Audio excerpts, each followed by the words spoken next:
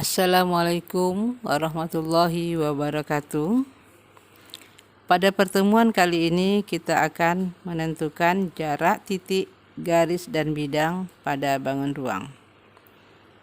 Untuk memudah kita menentukan jarak, titik, garis dan bidang pada bangun ruang, ada dua kunci. Yang pertama yaitu garis tegak lurus. Garis tegak lurus ini merupakan proyeksi titik terhadap garis yang akan kita cari.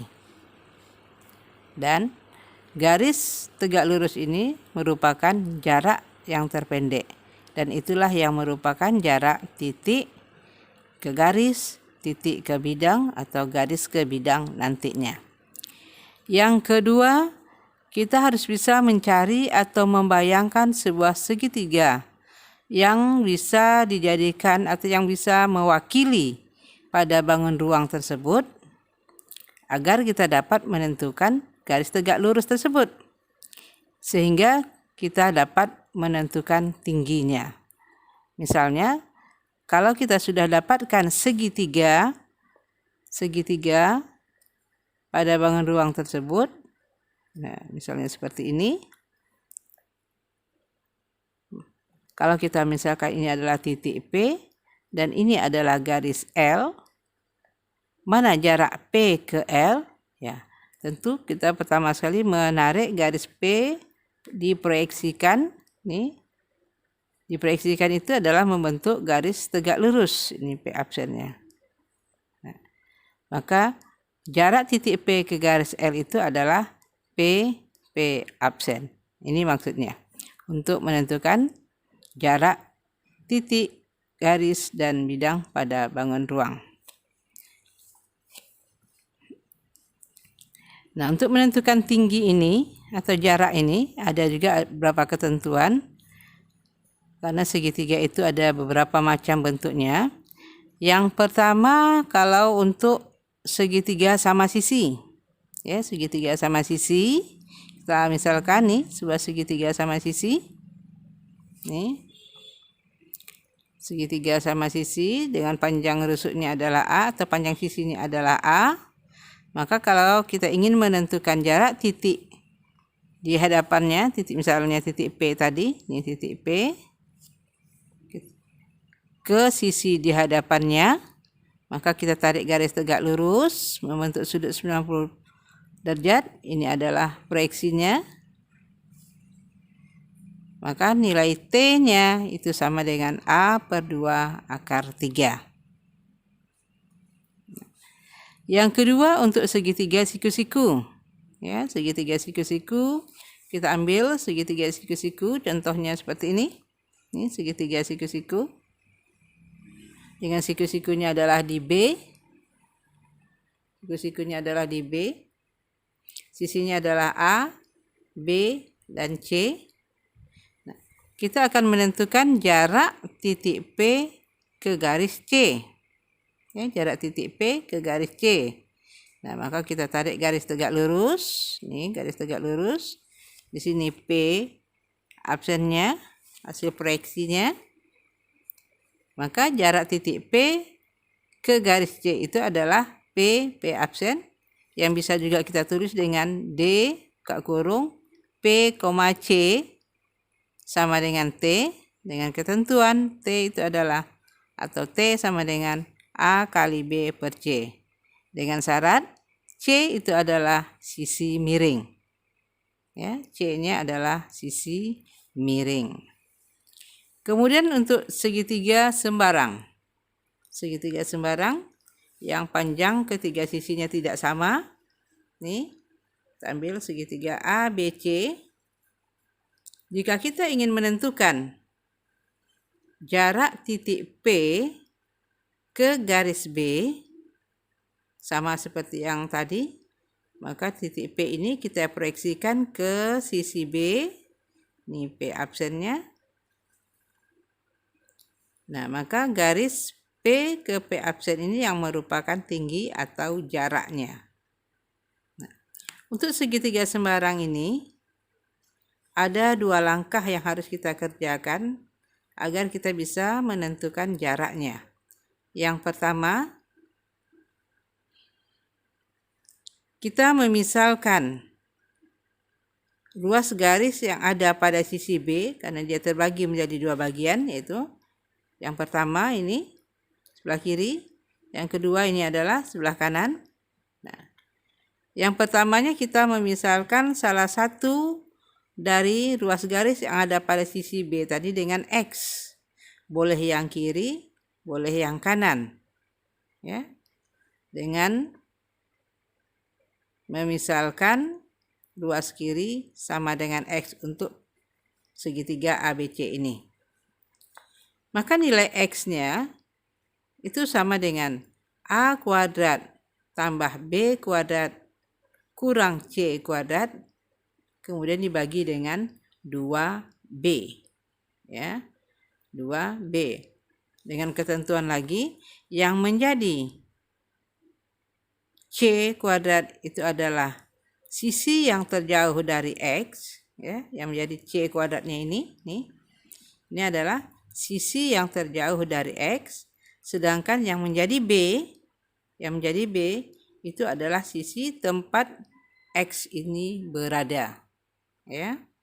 Yang B-nya ini adalah sisi di mana nilai X ini berada. Nah, setelah kita dapatkan nilai X sama dengan A kuadrat tambah B kuadrat kurang C kuadrat per 2B, maka kita akan dapat menentukan nilai T-nya itu. Ini adalah sebagai langkah yang kedua. Nilai T-nya itu sama dengan akar A kuadrat dikurang X kuadrat. Oke. Kita lanjutkan dengan ketentuan khusus untuk kubus. Pada kubus A, B, C, D, E, F, G, H, ada beberapa ketentuan khusus yang membantu kita dalam menghitungnya, menghitung unsur-unsur yang ada. Yang pertama yaitu diagonal bidang. Ya, diagonal bidang. Mana yang merupakan diagonal bidang? Nah, diagonal bidang itu adalah garis yang menghubungkan titik A ke C pada suatu bidang.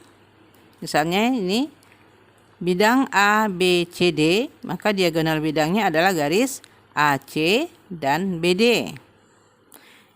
Pada bidang B, C, G, F, diagonal bidangnya adalah BG dan CF.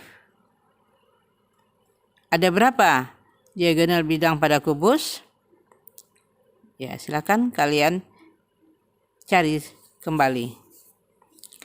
Maka untuk menentukan diagonal bidangnya, itu bisa dengan ketentuan A akar 2. Ya, diagonal bidangnya nih, AC itu adalah A akar 2, BD itu juga A akar 2.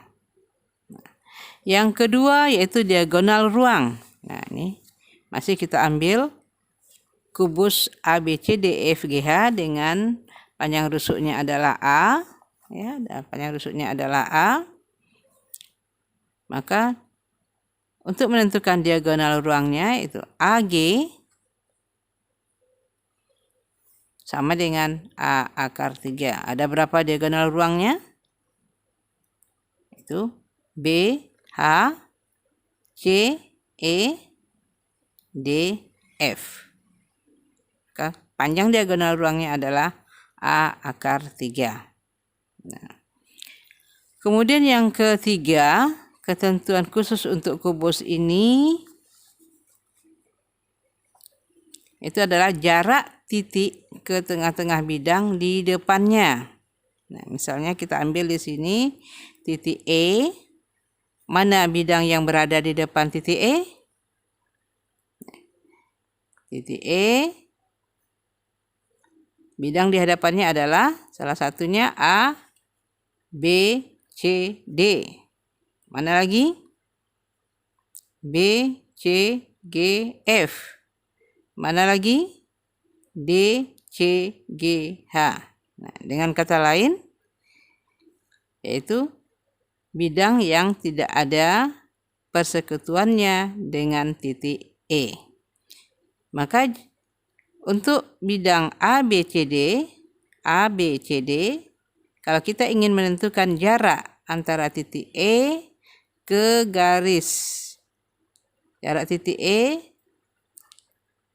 ini jarak titik E, ya, ke tengah-tengah bidang ABCD yang merupakan perpotongan AC dan BD, yaitu titik P, maka panjang EP itu sama dengan A/2 akar 6. Ya. Maka panjangnya adalah A/2 akar 6. Begitu juga dengan cara yang sama, jarak E ke Q. Karena Q ini adalah posisinya berada di tengah-tengah bidang BCGF, dan bidang BCGF ini berada di hadapan titik E, maka EQ itu sama dengan A/2 akar 6. Nah, kemudian ada yang keempat yang kita sebut dengan prinsip sepertiga DR dan 2/3 DR. DR itu adalah diagonal ruang, ya. Yaitu adalah diagonal ruang. Ini gambarnya. Rusuknya masih sama, yaitu A. Maka diagonal ruang AG yang terdapat pada bidang diagonal ACGE, jika kita ingin menentukan jarak GR dan RA, ya, AG berpotongan dengan EP, maka gambar ini bisa kita pindahkan keluar seperti ini. Ini adalah bidang diagonal ACGE. Ini adalah diagonal ruangnya AG, dan ini adalah EP.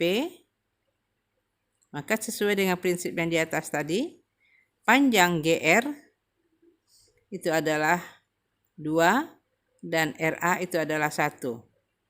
Itu juga untuk EP, PR itu 1, ER itu adalah 2. Artinya apa? Panjang AR itu sama dengan sepertiga AG, panjang GR itu adalah 2/3 dari AG. Berlaku juga untuk PR. PR itu adalah sepertiga dari PE, dan ER itu adalah 2/3 dari ER, dari EP. Ya, kita lanjutkan dengan contoh berikutnya.